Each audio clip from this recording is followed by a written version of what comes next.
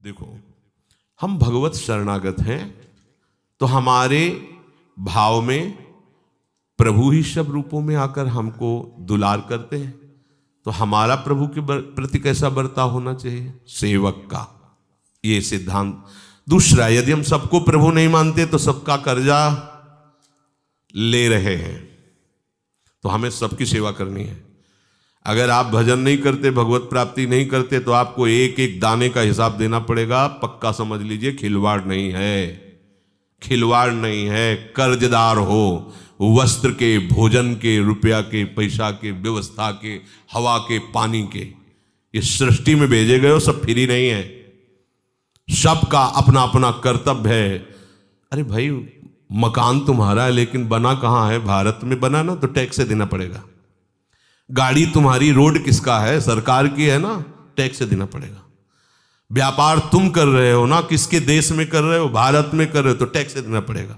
कह दो हम नहीं देंगे, कमाया हमने, आपको बंदी बना दिया जाएगा, पैसा जब्त, जेल की सजा ऊपर से। बोले हमने बेईमानी क्या की है? हमने तो मेहनत करके कमाया, हम तुम्हें क्यों दे दें? कहां कमाया है? बोले भारत में, तो टैक्स दो सरकार को। समझ रहे हो ना? ऐसे ही अखिल लोक ब्रह्मांड नायक के द्वारा तुम्हारा सारा विधान बनाया गया है। तुम्हारा शरीर, तुम्हारा मन, तुम्हारा बुद्धि, सब, और वो सारा विधान कर रहा है, तो उसको प्राप्त कर लो तो सब खत्म। और अगर उसको प्राप्त नहीं की, मनमानी आचरण किए, तो आपको टैक्स चुकाना पड़ेगा। और इधर की पुलिस है, उधर की यमराज है, नरक व्यवस्था, बड़ी हाई पुलिस है वहां।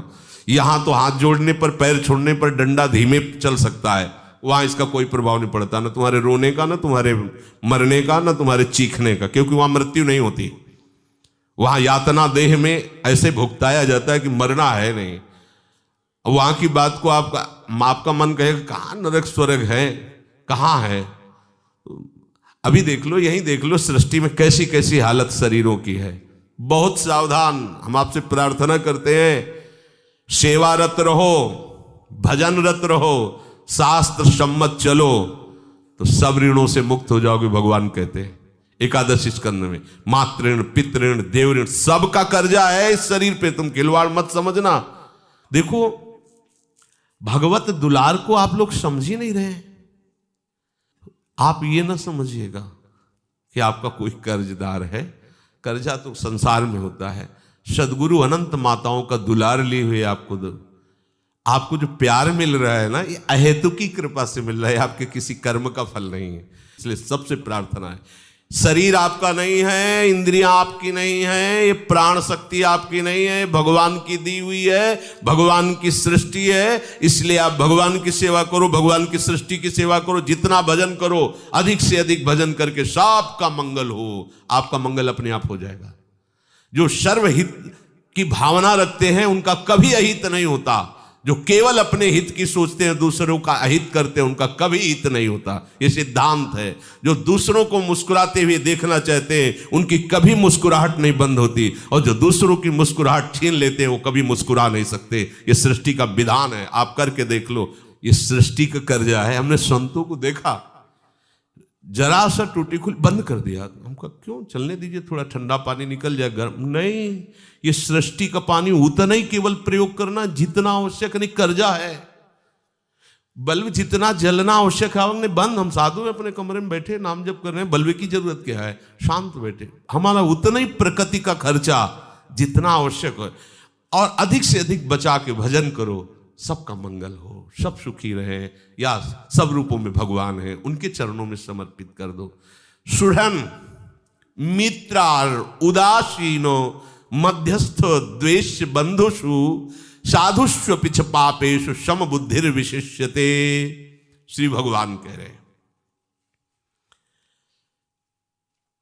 सुहृद में, मित्र में, बैरी में, उदासीन में, मध्यस्थ में, द्वेष में, जितने भी संबंधी हैं, साधु में, असाधु में, सब में एक ही परमात्मा है। ऐसी तुम्हारी बुद्धि दृढ़ निश्चय वाली हो जानी चाहिए, तभी आप भगवत प्राप्ति कर सकते हैं। भगवत प्राप्ति की स्वाभाविक ऐसी स्थिति होती है। जो माता की तरह प्रेम करता है, पर ममता रहित होता है। सबका मंगल करने की भावना रहती है, स्वभाव ही होता है सबका मंगल करना, पर ममता रहित होता है। ध्यान रखना, साधु कभी ममता युक्त नहीं होता। अद्वेष्टा सर्वभूतानाम मैत्रः करुण एवच निर्ममो। ममता केवल प्रियाजू के चरणों में, ममता किसी से नहीं होती। उसी भावना से सबको प्यार करता है, दुलार करता है, सबको सुख पहुंचाता है, पर ममता किसी से नहीं होती। कोई ये ना समझ ले कि ये हमसे आसक्त है। आसक्ति शब्द केवल प्रियाजू प्रियालाल के चरणों में होती, पर वैसा ही वो व्यवहार करते हैं। जो सुहृद है, सर्वभूत हिते रता है, वो ऐसा ही व्यवहार। आपको लगेगा कि मुझे सबसे ज्यादा प्यार करते हैं, बिल्कुल नहीं प्यार करते। प्यार शब्द केवल प्रियालाल के चरणों में है, ममता शब्द केवल प्रियालाल के चरणों में है, अपनापन केवल प्रियालाल के। आप प्रियालाल से जुड़ रहे हैं, प्रियालाल के हैं, इसलिए वो आपको प्यार मिल रहा है। वो सांसारिक ममता नहीं है, वो सांसारिक राग नहीं है। जो महापुरुष होते हैं वो सबके सुहृद होते हैं, जो करते हैं उसके बदले में वो कुछ उपकार नहीं चाहते। मैंने ये किया तो तुम्हें कुछ मेरे लिए करना चाहिए, ऐसा नहीं चाहते।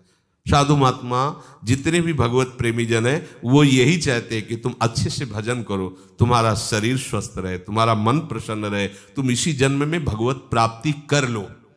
और इस विषय पर जब वो आपको शासन में लेते तो आपको लगता है कि कोई स्वार्थ होगा। नहीं, गुस्सा क्यों करे, बिल्कुल स्वार्थ नहीं होता, बिल्कुल नहीं। माता पिता का तो स्वार्थ होता है, दुलार करने पर बड़ा होगा, हमारा बुढ़ापे का सहारा बनेगा। आज हम इसको पवा रहे हैं तो कल जब हम पाने लायक नहीं रहेंगे, मेहनत करने लायक, तब ये कल पवाएगा, आसरा होता है। साधु का ये केवल भगवत प्राप्ति कर ले, केवल इतना। जरा सा आप भगवत प्राप्ति के मार्ग के प्रतिकूल हुए, वो बरस पड़े, तुम्हें समझ में नहीं आ रहा उनका प्यार, उनकी कृपा समझ में नहीं आ रही कि वो ऐसे समदर्शी महात्मा भगवत चिंतन वाले हमको डांट रहे हैं। कितनी बड़ी कृपा ठाकुर जी की हुई कि उन्होंने उधर से दृष्टि हटा के हमारे ऊपर दृष्टि की, हमारे मंगल के लिए। तुम्हें तो लग रहा है फ्री बैठे, धर्मशाला है, कोई भी उनके चित्त में चला जाए। कोई धर्मशाला नहीं है साधु का हृदय, ये पर्सनल महल है। एकांतिक प्रेम जिनके हृदय में है वो संत महात्मा देख लें, हमसे भाषण कर लें, हमें सेवा का सौभाग्य दें, तो ये हमारे ठाकुर की विशेष कृपा हमारे ऊपर हुई। हम लोग क्या समझते हैं, इनकी जिम्मेवारी, चलो मान गए, तो तुम्हारी जिम्मेवारी क्या है? तुम्हारा भी तो कर्तव्य है कि तुम उनकी आज्ञा का पालन करो। कोई भी संत ऐसी आज्ञा नहीं कर सकता जिसमें तुम्हारा अहित हो, अमंगल हो, पक्का समझना। उनका हंसना खेलना, नाराज होना, उनका प्यार भरा वचन बोलना या कटु वचन बोलना, दोनों बातें तुम्हारे मंगल के लिए होती है। सदैव कटु शासन ही नहीं किया जा सकता, कभी कभी प्रेम। अब जब प्रेम की बात होती है, हंसना खेलना, तो उसमें तुम्हें ममता नजर आएगी। ममता मां से भी बढ़कर है, दिखाई देगी, लेकिन एकदम किंचन मात्र ममता नहीं। सुहृद, वो सबके सुहृद है। वो जब जिससे बात करते हैं उसको यही अनुभव होगा कि सबसे ज्यादा हमको प्रेम करते हैं। पर सच्ची मानिए वो केवल अपने प्रभु से प्रेम करते हैं, सब में अपने प्रभु को देखते हैं, इसलिए सबके अहेतुकी मित्र हैं, सबके अहेतुकी वो कृपालु सुहृद हैं। और जो उपकार के बदले में उपकार चाहता है वो मित्र होता है। तुम्हारे संकट में काम आए, तुम हमारे संकट में काम आइए, ये हमारी मित्रता होगी। ये संतों में नहीं होता, सुहृद संत होते हैं। सुहृदम सर्व भूतानाम, ये भगवत प्राप्त संतों का स्वभाव होता है। भगवत प्रेमी महात्माओं का, साधक का इसलिए नहीं कि साधक अभी अपने को ही नहीं समझ पा रहा है, अभी अपने को ही बंधन से मुक्त नहीं कर पा रहा, तो कैसे सुहृदम सर्वभूतानाम होगा? वो तो एकमात्र भगवान ही है सुहृदम सर्वभूतानाम, और भगवान में जो तन्मय हो गया वो भगवत स्वरूप हो जाता है। उसका भी स्वभाव ऐसे ही होता है जिसमें तन्मय हुआ है। जैसे भृंगी कीड़ा दूसरे कीड़े को भृंगी ही बनाता है, ऐसे ब्रह्मविद ब्रह्मयो भवति, जो भगवत चिंतन करता है भगवान का स्वरूप हो जाता है। सुहृदम सर्वभूतानाम। मित्र उसे कहते हैं जो उपकार के बदले में उपकार चाहता है अंदर से। सुहृद बिना कारण दूसरों का हित करने वाला स्वभाव, और दूसरों के बिना कारण सुख का नाश करने वाला होता है अरि, शत्रु। बिना कारण झगड़ा मोल ले लेना, बिना कारण उसके, ये जो दुष्ट स्वभाव होता है जिनका, वो केवल तुम्हें मुस्कुराते देख लें और खा पी के सुखी देख लें, उनकी छाती जल जाएगी। कोई मतलब आपसे नहीं। अब वो हर उपाय करेंगे, यहां तक कि वो अपने को मिटा के आपको मिटाना चाहेंगे। ऐसे होते हैं जो दुष्ट स्वभाव के जन होते हैं। उनको आखिरी हद उनकी ये होती है कि तो ठीक है, फिर हम भी नहीं जिएंगे पर तुमको भी नहीं जीने देंगे। बोले भैया कारण क्या है? कुछ नहीं, स्वभाव है उनका, दुष्ट स्वभाव है, और वो देख करके जलते हैं। अब क्या उपाय करें, कौन सी ऐसी बात करें जिससे इसकी मुस्कुराहट बंद हो? ऐसे होते हैं दुष्ट स्वभाव के शत्रुजन, जिनका स्वभाव होता है, जैसे संतों का पहला स्वभाव होता है सुहृद, अहेतु की कृपालु, बदले की कोई भावना नहीं कि आप बदले में उनका हित कीजिए, आपका भजन बने, आप ब्रह्मचर्य से रहें, आप संयम से रहें, आप भजन करके भगवत प्राप्त हों, जिससे आपका परम मंगल हो। और इसके विषय में जब वो शासन करते हैं तो आप सोच सकते हैं नाराज है, या वो जब दुलार करते हैं तो आप सोच सकते हैं बड़े ममता युक्त है। लेकिन दोनों बात नहीं, न नाराजगी है न ममता है, केवल तुम्हारे साधन को सुरक्षित रख के साध्य वस्तु तक पहुंचाना वो अपनी सेवा समझते हैं। ऐसे ही जो दुष्ट स्वभाव के जन होते हैं, वो बिना कारण, जैसे वो बिना कारण हित करते हैं, ऐसे बिना कारण वो अहित करते हैं। कोई न कोई उपाय सोचते रहते हैं, जैसे संत जन सोचते रहते हैं कैसे जीव का मंगल हो, क्या किया जाए जिससे घोर विषयी से विषयी पुरुष का भी कल्याण हो जाए, क्या उपाय, कौन सा साधन, कौन सी बात इनको बता दे। ए सुनो, मान लो हमारी बात, आपको ऐसे, ये जानते कौन बोलता है? ये हृदय का अपनापन बोल रहा है। ए सुनो, बस केवल इतनी बात मान लो। ये जैसे सत्संग में निकलता है ना, उसको पकड़ो, वो हृदय की बात निकल रही हो, ए शब्द अपनों से कहा जाता है। ए सुनो, बिल्कुल जो सगा होता है उससे कहा जाता है आप सब सगे हैं, क्योंकि हमारे प्रभु के हैं ना, तो आप हमारे सगे हैं। ये जो बातें निकलती हैं केवल मंगल के लिए निकलती हैं, आप उसे स्वीकार कर लीजिए। ऐसे ही जो दुष्ट स्वभाव के जन होते हैं, बिना कारण आपका मंगल करेंगे, बिना कारण। एक का पड़ोसी खूब धन संपत्ति और लड़का बच्चा परिवार सब, तो वो दुष्ट स्वभाव का जो पड़ोसी था, उसने, इनकी जलन बढ़ती रहती है, ये बहुत विचित्र होती जलन। तुम्हारी दुकान है, बगल वाले एक दुकान चल गई तो जलन हो रही है। कुछ नहीं, तुम्हारे गांव में है, किसी कोने में घर है, उसके लड़के की नौकरी लग गई, वो एक गाड़ी ले आया, थोड़ी व्यवस्था बढ़ गई, अब कईयों के जलन होने लगी। क्या किया जाए जिससे लिमिट में आवे, जिससे नीचे आवे तो ऊपर उठता। दुष्ट स्वभाव बड़ा विचित्र होता है। अब वो थोड़ा शास्त्रों को भी पढ़ता था, तो उसको मंत्र का ज्ञान था। उसने मंत्र का अनुष्ठान किया और देवता को प्रकट किया। देवता ने कहा क्या वरदान चाहते हो?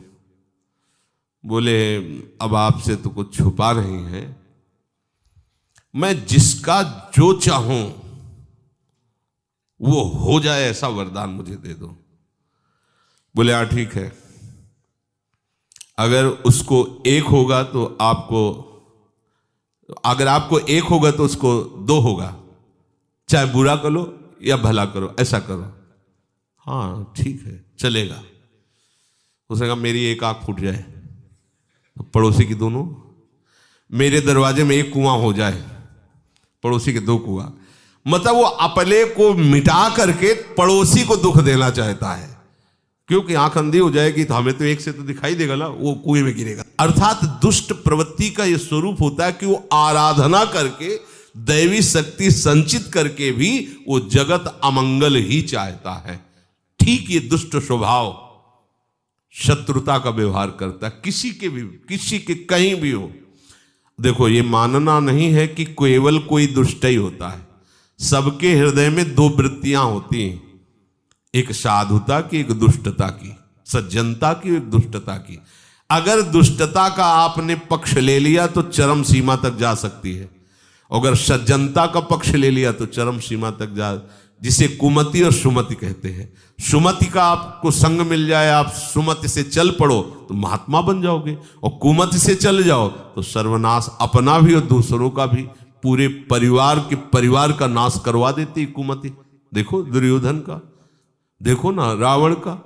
मंदोदरी कह रही राम विमुख हाल तुम्हारा, रहा न को कुल रोवन। यहां विभीषण जी पहले ही कह दिए थे, तू उर्वशति कुमति, तुम्हारे हृदय में कुमति वास कर रहे। तू उर्वशत कुमति विपरीता, तुम्हारे विपरीत बुद्धि कुमति वास कर, इसलिए तुम्हारा नाश निश्चित है। सुमति जिसके हृदय में होती सुख शांति नाना प्रकार की ऐश्वर्य आ जाए। जहां सुमति था संपत्ति नाना, जहां कुमति था विपत्ति निदाना, तो उर कुमति बसी विपरीता। तो ये कुमति और सुमति सबके हृदय में होती है।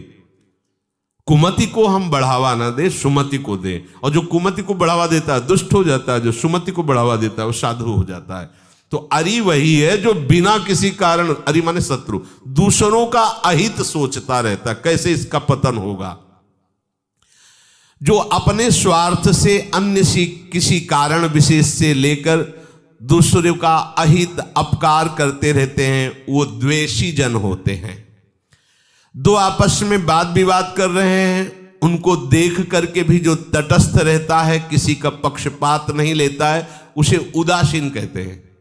किसी से कोई मतलब नहीं है, ना मित्र से मतलब है ना शत्रु से मतलब, किसी का पक्षपात नहीं, उदासीन। दोनों की लड़ाई मिट जाए, दोनों का मंगल हो, ऐसी जो चेष्टा करता है उसे मध्यस्थ कहते हैं। बीच में उतर नहीं, आप ऐसा नहीं, आप ऐसा, दोनों का मंगल चाहता। जो दोनों से मतलब नहीं रखता उसे उदासीन कहते हैं। जो दोनों का मंगल चाहता है उसे मध्यस्थ कहते हैं। और बंधु बांधव कहते हैं जो शरीर संबंधी रिश्ते से जिनका हमारा संबंध है, भाई है, बहन है, अमुक अमुक आदि है। जो भगवत मार्ग का पथिक होता है उसको पुत्र और शत्रु में किंचित मात्र फर्क नहीं होता। भगवत मार्ग के पथिक को अगर उसका पुत्र भगवत विरोधी है तो वो प्यार नहीं करेगा। शत्रुता का बर्ताव कर रहा है लेकिन भगवान का भजन कर रहा है तो उसको मन से प्रणाम करेगा, कभी उसे शत्रु नहीं मानेगा। बर्ताव भले उसका लेकिन भगवान का प्रेमी है, भजन करने वाला है, वो मानेगा। जिसके हृदय में सुहृद मित्र उदासीन मध्यस्थ द्वेषी दुष्ट महात्मा पापी सबके प्रति एक भाव तो बैठ गया है कि सब में मेरा भगवान ही स्फुरित हो रहा है, वो इस प्रपंच से बच जाएगा। बहुत बढ़िया सूत्र है, सब में अपने प्रभु को देखने से तुम बच जाओगे, किसी का दोष तुम्हारे ऊपर नहीं आ पाएगा। जैसे हमारी दृष्टि गई, देखा ये गलत है, ये पाप है, ये नहीं होना चाहिए, अगर हम वहीं तुरंत भावना कर ली कि इसमें भी तो मेरे प्रभु हैं, तो अब ये जो असत धारणा असत विचार हमारे बन रहे थे वो प्रभाव नहीं डाल पाएंगे। किसी को भी कहीं भी अगर हमारा मन दोषी ठहरा रहा है तो तत्काल मानसिक प्रणाम करो और एक बार तो चिंतन करो ही आचार्य की आज्ञा का, सर्वान वस्तुतया निरीक्ष परम स्वाराध्य मेरे प्रभु ही हैं। साधुष्वपिच पापेषु संबुद्धिर विशिष्यते। महात्मा महान स्थिति को तभी प्राप्त होता है, देखो आचार्य चरण भी करें, एक क्रूरापि पापिनो न च सताम संभाष्य दृश्याश्चये सर्वान वस्तुतया निरीक्ष। चाहे जितना श्रेष्ठ आचरण करने वाला हो या पाप आचरण करने वाला हो, उसकी दृष्टि में अंतर नहीं होता महात्मा के। जैसे पीछे भगवान ने कहा था पंडिता समदर्शिना, चांडाल में भी, ब्राह्मण विद्या जो विनय से संपन्न है, गाय में भी, हाथी में भी, कुत्ते में भी, वो एक अपने प्रभु की सत्ता को देखता है, वही पंडित है, वही महात्मा है, वही भगवान का भक्त है। तो बोले फिर अगर बाहर से कोई उसे लड़ रहा है, विरोध कर रहा है, तो आरती सजा के निकलेगा क्या? पापाचरण कर रहा है, उसके साथ व्यवहार में गलत कर रहा है, तो आरती सजा के निकलेगा क्या? नहीं, डंडा लेके निकलेगा। क्योंकि भगवान जिस रूप में आए हैं पूजा उसी रूप में होगी पक्का। अरे बोले भगवान के साथ कैसे लड़ सकता है? तुम्हें तो भावना करनी, भीष्म जी के तो सामने है नील श्याम, नहीं है सामने, विपक्ष में है तो सीधे बाण भगवान की छाती में मारते, भीष्म जी तान के बाहुओं में मारते हैं भगवान के, और परम वैष्णवाचार्य, द्वादश वैष्णवों में, पूरी सृष्टि में द्वादश वैष्णवों में एक वैष्णव है भीष्म जी। हमें तो भावना करनी हो तो सामने है, पर विपक्ष में है ना, तो बाणों की झड़ी लगा दी, विकल कर दिया अर्जुन को भी भगवान को भी। कूद पड़े अपना प्रण भूल करके रथ का पहिया लेकर भीष्म जी को मारने के लिए, धर दिया धनुष बाणों का। बस यही देखना चाहता था, समझ रहे हो? वहां तो सामने है प्रभु। तो अगर भयानक चोर रूप लेकर आते हैं और अन्याय आचरण हमारे साथ करते हैं तो हम अगरबत्ती जला के नहीं मिलेंगे। रोग रूप से भगवान आए तो आरती से नहीं जाएंगे, औषधि से, औषधि की पूजा होगी। विवेकवान होता है भक्त। अब मान लो सांप भगवान आ रहे हैं, आप कहते आइए भगवान चरण स्पर्श, तो उनके फन है काट लेंगे, फिकाओगे कि यार भगवान ने जहर जहर छोड़ दिया है। ऐसा सांप भगवान आ रहे, डंडे से उन्हें दूर करो, नजदीक मत। बीछी है, आओ भगवान, अब वो डंक मार रही है, कितनी देर भगवान को सह पाओगे? भगवान के अलग अलग स्वरूप है, भावना भगवान की करनी, बर्ताव जिस रूप में आएंगे वैसे ही होगा। बर्ताव में ऐसा नहीं हो सकता है। देखो बर्ताव, पीछे भी यही चर्चा हुई थी। अब मान लो कोई उद्दंड है और उद्दंडता हमारे साथ कर रहा है जो बिल्कुल धर्म के विपरीत है, तो विरोध रूपी उसकी पूजा हो जाएगी। हम आपको उद्दंडता नहीं करें, जब हमारा बल क्षीण हो जाएगा तो हमारा महाबल है, फिर वो देख लेंगे, पर जब तक श्वास है तब तक उद्दंडता तुम्हारी नहीं चलने देंगे। यही पूजा होगी। भगवान स्वयं प्रकट होकर यही उपदेश अर्जुन जी को कर रहे हैं। ये कायरता छोड़, प्रत्यंचा चढ़ा गांडीव में और मार इन सबको, क्योंकि अधर्म के पक्ष में खड़े हैं, चाहे भीष्म खड़े हो चाहे द्रोणाचार्य खड़े हो, मार। ये अधर्म से चल रहे हैं तो अश्वत्थामा हतो, बोलो तुम। अब वो अश्वत्थामा का नाम, काट सर काट इनका, द्रोणाचार्य का काट सर। धृष्टद्युम्न ने, ये है पूजा। जहां जैसा पूजा की आवश्यकता हो वहां वैसी पूजा करनी चाहिए। अब जो जैसी भावना से हमारे सामने आ रहा है उसको वैसी, रोग आया है, अब आरती पूजा से नहीं जाएगा, डॉक्टर के पास जाओ, औषधि लो। ऐसा एक गुरुजी ने यही उपदेश किया था, सब में भगवान है। वो जा रहे थे, हाथी पागल हो गया था, तो महावत ऊपर चढ़ा हुआ मार अंकुश उसको शासन में लेने की चेष्टा कर पा, वो दूर से चिल्लाता, हट जाओ, हाथी हमारे कंट्रोल के बाहर है, वो पागल है। तुम्हारे कहा भगवान सब में है। जो महावत बैठा हुआ था, ये पागल है, मार देगा, भगवान सब में है। नजदीक गए, हाथी ने सूंड पकड़ा, मारा, उधर टांग टूट गई, हाथ टूट गई, लत के गुरु जी के पास में। उनका बेटा क्या हो गया? बोले आपके उपदेश ने दुर्गति करवा दी। बोले क्यों? हमारे उपदेश? बोले आप कह रहे थे सब में भगवान है, तो हाथी में भी तो भगवान है, गीता में भी भगवान ने कहा है, ब्राह्मणे कवि हस्तनी, हस्तनी में हाथी में भी भगवान है। वो आपने वही उपदेश किया था, तो हमने तो हाथी में भगवान देखो, भगवान ने उठा पटक दिया तो हमारे हाथ पैर टूट गए। बोले किसी ने रोका नहीं? बोले नहीं, महावत तो घंटों से चिल्ला रहा था, दूर से चिल्ला रहा था कि बाप भागो। बोले महावत में तुमको भगवान नहीं दिखाई दिए? महावत में भगवान नहीं, हाथी में, पागल हाथी है उसमें भगवान तुम्हें दिखाई दो। महावत जो पहले से चिल्ला रहे, भगवान ही तो कह रहे थे भाग जाओ, नहीं तुम्हारे हाथ पैर टूट जाएंगे, नहीं वाले तो टूट गए हाथ पैर। समझना पड़ेगा, विवेक से समझ।